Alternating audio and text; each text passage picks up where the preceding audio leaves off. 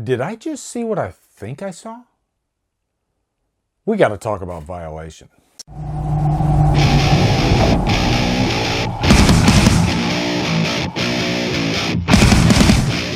Violation stars Madeleine Sims Fewer, Anna McGuire, and is directed by Dusty Mancinelli and Madeleine Sims Fewer. All right, guys, what's up? Shudder, boy, I tell you, they constantly surprise me. They constantly, I don't know, they put out content that really thinks outside the box. And I went into this movie knowing that it was some sort of like revenge tale. The trailer was pretty chaotic, pretty crazy, and I thought this looks like this could be my type of movie. I miss you. Do you? Yeah, I miss what we used to be like.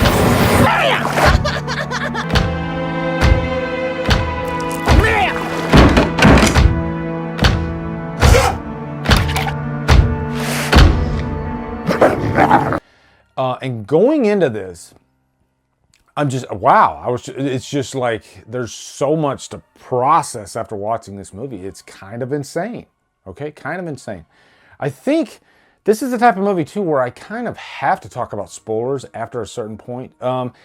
Probably midway through this review, I'm going to break over into, like, spoiler territory, okay?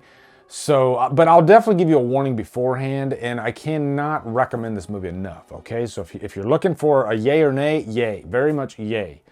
Wow. This movie was... Wow. I got to process. Okay, first off, quick plot synopsis, all right? Madeleine Sims Fewer plays Miriam. Her and her husband Caleb go on this excursion to visit her sister and her brother-in-law. Her sister's name is Greta, her brother-in-law's name is Dylan. So immediately they set up that there is some issues in the marriage between Caleb and Miriam. You know, there's a strain there between their marriage. So anyway, they get there, and for, you know, the first part of the movie, it seems like everybody's getting along, having a good time, just normal get-together stuff between family that you would expect. Then there's this point in the movie where they split off, you know, because these are people that have known each other for a long time. And at first I was just thinking, why would they split up and Miriam would be with her brother-in-law? And Caleb and Greta, I don't think they're even together. I think they just went into the cabin. But so the movie focuses on Miriam and Caleb. And Miriam starts telling Caleb all the problems that she's having with her marriage, you know. Excuse me, if I could butt in here for a second. I'm making spaghetti. I said Miriam and Caleb. I meant Miriam and Dylan. Miriam and Dylan are spending a good portion through the rest of the movie. Not Miriam and Caleb, who is her husband, okay? Let's press on, shall we? And so alcohol enters the equation, and they both eventually like cross the line with each other, you know. And immediately they pull back and they're like, okay, I apologize, that was not a good move at all. I think the alcohol's talking, whatever. And so the next morning, Miriam is raped, hence the title, Violation. But it's not like a violent type of rape, you know, and rape is wrong, no matter what. It is wrong, okay?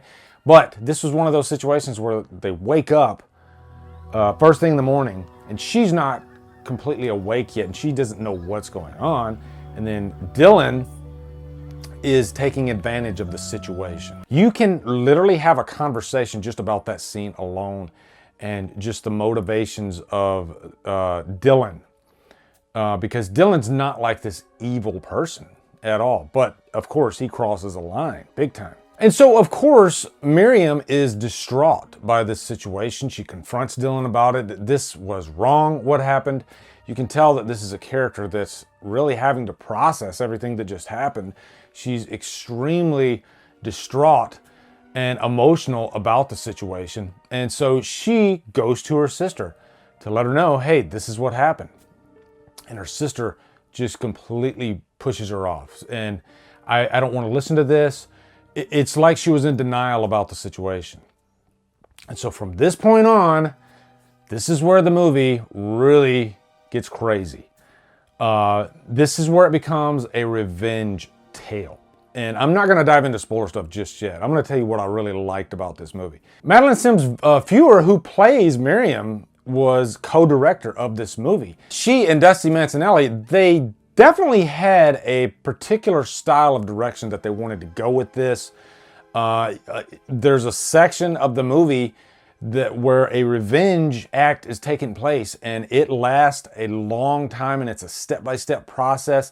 And there's definitely some decisions made as far as like how long to let the scene linger on, when to make the cuts. Even like the rape scene is filmed in a very strategic way. It's filmed in a way that's just very uncomfortable and almost like hard to make out exactly what's going on, to create confusion in the mind of the viewer himself as well as the victim. Also structurally, this movie is not in chronological order, and that's intentional. And I think it's to kind of throw the viewer off balance throughout the movie, but also it keeps the movie interesting throughout, you know? I like when movies do this, when they don't go the chronological route. Like they're holding back some information and revealing it at another point, so it just has more of an impact. And that's exactly what's being done in this movie. And I think it's done very well. And lastly, before we jump over into the spoiler stuff, I think the acting in this movie is so damn good. Like, this is definitely a passion project. This is definitely a statement type of movie. And I think the best movies don't exactly tell you what you're supposed to think. They open up a debate, open up a conversation, because this movie really opens up a conversation. Just because of the act of rape, there's so many different scenarios that crime can eventually happen. And this chooses to focus on, you know, somebody that you have grew up your whole life with, somebody that you are extremely close with, and more importantly, somebody that you trust. And what happens if they take advantage of you and rape you? It might mess you up even more than a complete stranger doing it. And I love how this movie explored those themes. So now let's jump over into the spoiler stuff, because there's no way I cannot talk about the actions that Miriam took after she was raped and then ignored by her own sister. And I think that that's a part that a lot of people might not take into consideration.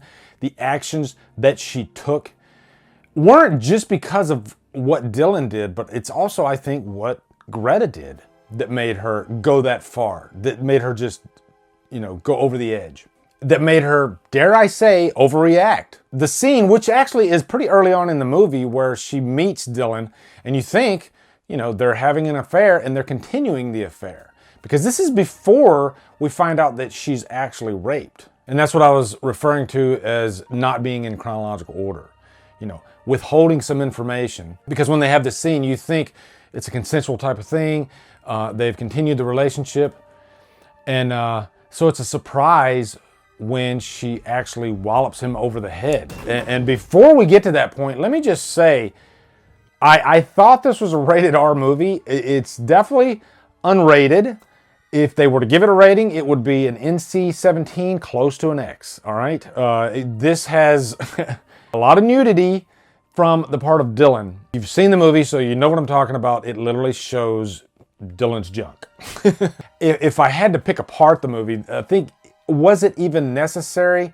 And of course it was intentional. You know, I think they wanted the viewer to feel as uneasy as the character Dylan does. Completely vulnerable. And that's the most vulnerable that anyone could ever feel. The whole process of her killing Dylan and doing away with the body, with the evidence, it's drawn out throughout the movie. It's graphic. You know, she has him upside down. She cuts his throat and the blood bleeds out. And she boils his body, cuts him up into pieces, turns his bones into ash. You know, it's just very detailed with the whole process.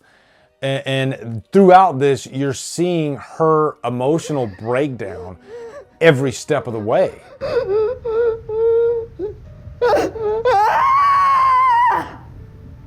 And I'll go ahead and say it right now. Like, Madeline Sims-Fewer's performance in this movie, I think, is like Oscar-worthy. It's that damn good.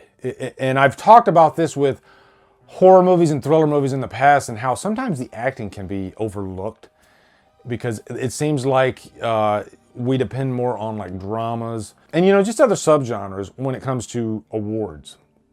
sure, you have your examples like Silence of the Lambs and stuff like that, but man, there's so many performances that just go unnoticed. And this is one of those performances that I hope it does get some notice because, wow, her performance was amazing. I guess the big thing about this movie is at the end of it all, you feel like, there's something on the floor. You feel like a piece of you is taken with the movie. It's a very brutal movie. And it just, creates a lot of questions like, damn, what she did to Dylan throughout the movie, what he did was completely wrong. But it's obvious that this is a character that's not presented to be like say a Charles Manson type character. This is just a guy that she's known for most of her life, that she trusted, and he betrayed that trust, and he paid the ultimate price. Not just death, but like a humiliating death. And even after that, you know that Miriam is never going to be the same. And I think this is another one of those movies that might trigger some people. It's got some pretty heavy scenes, heavy themes. And, anytime you're dealing with rape in films, it's going to create some controversy. And this is definitely a controversial type of film. But I really enjoyed the experience. I like a film that's really well directed, causes you to think and have a conversation about it. And it just stays with you. This movie has stayed with me ever since I saw it. It's pretty insane. I'm giving this a chapter 9. It's just a very well done movie. And I think it's an important movie because it's crazy.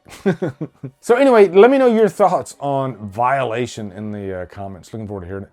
Also, be sure to come over to Killer Flicks, where we talk horror all day and every day. And on Fridays, we do Free Fire Fridays. Follow me at Drumdums on all my socials. Support me on Patreon. Buy me a coffee. Anyway, guys, thank you so much for watching. Have a great day, and Drumdum out.